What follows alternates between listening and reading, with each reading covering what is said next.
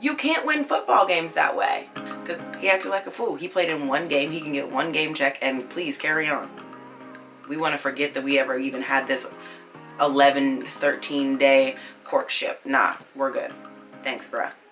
Hey friends, so we're back for another episode of Katherine's Quarters and I'm so excited you're here. Let's dive right in because you know who we're going to start with. Antonio Brown. It's the 100th season of the NFL and I feel like all I've been talking about is Antonio Brown. Every single vlog has had him in it, but so here's the latest. Antonio Brown has been released by the Patriots because he just can't figure out how to be an adult grown man. I don't understand. Like he can't sit down and shut up for 5 minutes.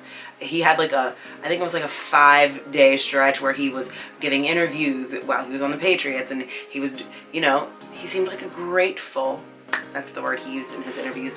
He seemed like a grateful football player, grateful to be on a team, grateful to be making some money, grateful to just be still in the league.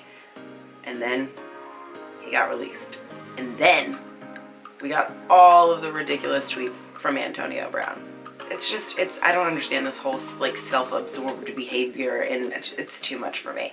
But he goes on a Twitter tirade. He tweets about Ben Roethlisberger, who also had rape allegations a couple of years ago. More than a couple, but whatever. He had rape allegations against him. He still plays in the league. Robert Kraft ran into some issues last season. It was like maybe just a couple of months ago. But he ran into some issues. He's an owner, so who's getting rid of him? But still, like, I don't even remember hearing anything about that. That was like the most hush-hush situation after like 2 days, but also neither here nor there. And then he talked about Shannon Sharpe. He tweeted articles about these other, you know, just not so nice stories about these other people, these other football players, these other people associated with the league. And the tweet was different strokes for different folks. And it's, while there are guys in the league, Antonio Brown has a complete point with all of those things. Like, there are guys who have been allowed to play in the league, who have done horrible things to women and just in general horrible things.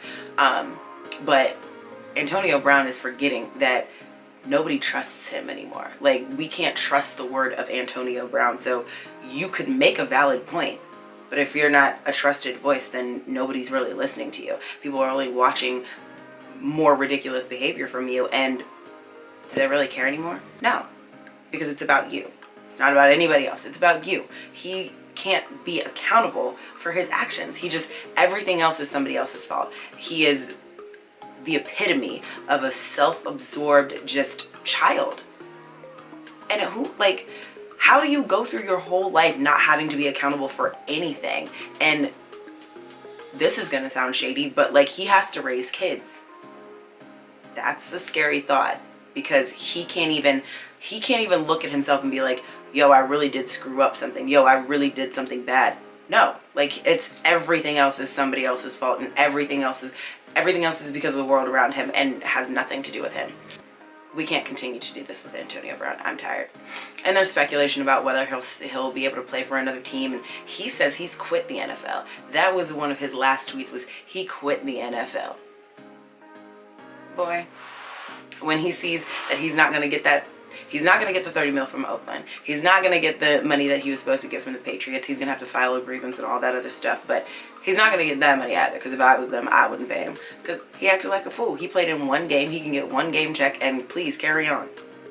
We want to forget that we ever even had this 11, 13 day courtship. Nah, we're good. Thanks, bruh. We're good. But who knows? I'm tired of talking about Antonio Brown. I actually want to talk about football. So let's talk about this weekend's games. So my biggest win for this week is not necessarily the biggest name in sports, but the Jacksonville Jaguars over the Tennessee Titans it was a good one. The Jacksonville Jaguars beat the Titans 20-17. Gardner Minshew, their quarterback, he just had their offense rolling. He was hitting DJ Chark. He was hitting D. Westbrook on some really big plays, and he was 20 for 30, 200 plus yards. He had 2 touchdowns, I think it was, in the first half or the first quarter. It was insane. And then, of course, Jacksonville's defense, they're back. Calais Campbell had 3 sacks. They were pressuring Marcus Mariota all night, and they couldn't get anything done. The Tennessee Titans couldn't get a running game started. It was just was all she wrote. But it was cool to see Gardner Minshew because he's like this different character that he brings like another dynamic and another layer to the Jacksonville Jaguars, and he's their quarterback, so it's like he's gonna have to talk in press conferences all the time, and it's just gonna be cool to see that kid grow. And if this is them finding a rhythm, they have Denver and they have New Orleans and they have who else do they have? They have some other like probably gonna be a win, but like if they play New Orleans without Drew Brees, the Saints might be in trouble. It's gonna be good. These next couple of weeks are gonna be some tellers. Some tellers. What the hell is a teller? I have no idea. But it's gonna tell you a lot. That's what I do know. So this is my least favorite part of the show this week because I have to talk about how terrible my Eagles played. They only lost 27-24, but the name of the game is to play better than the team that you're playing against, and they didn't do that. Mostly because they just dropped passes all over the field. It was insane. Nelson Aguilar, 2 touchdowns, but also 2 drop passes. Critical plays, drop passes too.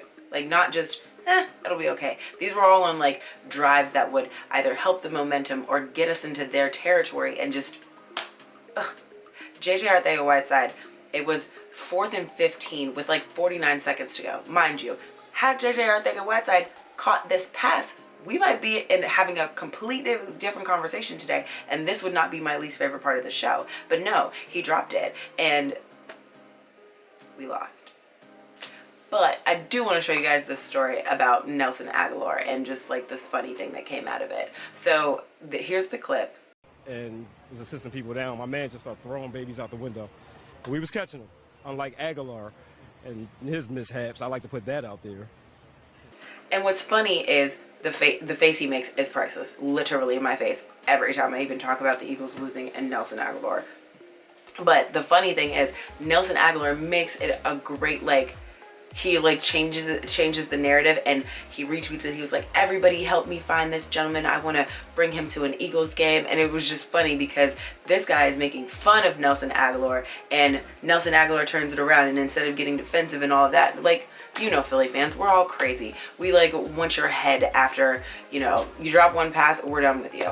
You like, if you fumble, we hate you. You're done for. So I want to talk about some week 4 matchups, starting with Eagles going to the Packers on Thursday Night Football. Now, the Eagles are still going to be without Alshon Jeffrey. They're still going to be without Deshaun Jackson. So Wentz and that whole offense need to get on the same page. Like, they just, for whatever reason, they were dropping balls. They were just not in sync. They have to be in sync because the defense for the Packers has been looking really good. And Aaron Rodgers will pick your defense apart if you guys are not, like, all, you know, driving the same boat. You have to be on the same page, and we do not want Aaron Rodgers to pick us apart at Lambeau Field because those will be highlights to come. And we also don't want to start the season 1-3. That is not how you make a Super Bowl run. That's not how you do that. That's not even how you make a playoff run starting 1-3. We have to do better than this, and I just don't know if I can take it. I might perish. I won't perish, but it'll be close enough. And then the next game I'm going to watch, of course, is going to be the Ravens-Browns. Now, the Browns have been playing really bad, actually. They haven't been playing good football at all. Baker Mayfield has, I think, like 3 touchdowns to like 5 interceptions or something like that, or 5 turnovers, whatever it is. Either way, bad. And for the level of talent that they have, Jarvis Landry and Odell Beckham Jr. and Nick Chubb, all of these guys have immense amounts of talent, but it's not translating to touchdowns or wins. It's just not, that's not happening for them. And then the Ravens, they go in to play the Chiefs last week, and it's just, that game was obviously going to be explosive offenses, and it was just going to be a matter of whose defense could come up with the stop first, and the Chiefs just happened to be more powerful that day. That's just how it shook out. And of course, going into the season, everybody was talking about the Browns, and they're going to be this, and they're going to be so good, and you know, they're going to make it really far in the playoffs, and blah blah blah, and all this other good stuff. And the Baltimore Ravens were sitting here like, we got a good squad too. We could make some runs somewhere.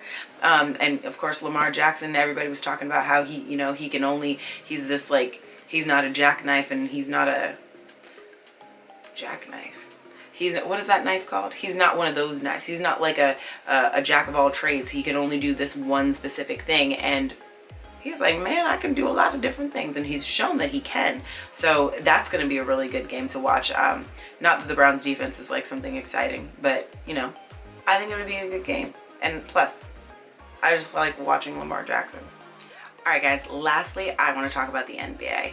Preseason in about 3.5 weeks, and then October 22nd, the start of the NBA season will be here. And we get a doubleheader. We get the Los Angeles Lakers versus the LA Clippers, which is absolutely going to be a must watch. And then of course we get the New Orleans Pelicans versus the Toronto Raptors. It's gonna be a good doubleheader. Like, that's gonna be a day of basketball. You wanna take your nap the night before so you can wake up rested and go to work and then come home and stay up for these games because they're going to be good ones.